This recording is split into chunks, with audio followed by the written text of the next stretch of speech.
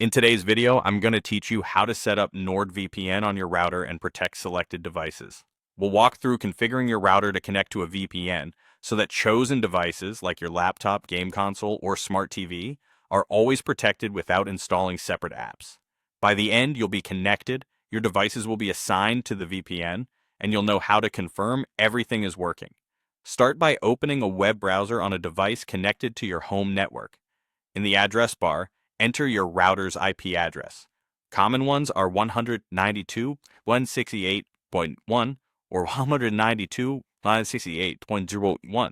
If those don't work, check the label on your router or look up the default gateway in your network settings.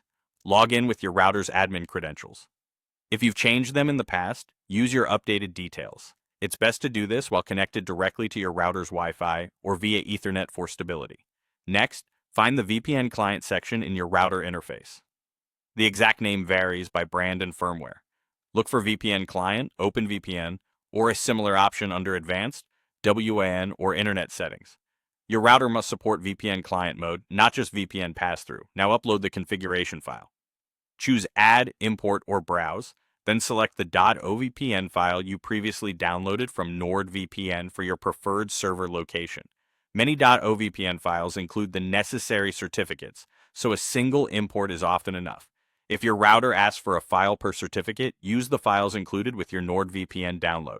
When prompted, enter your NordVPN service credentials. These are the service username and password you generated in your NordVPN account dashboard, which may differ from your account login. Double-check for typos and avoid pasting spaces. Save your settings and start the connection.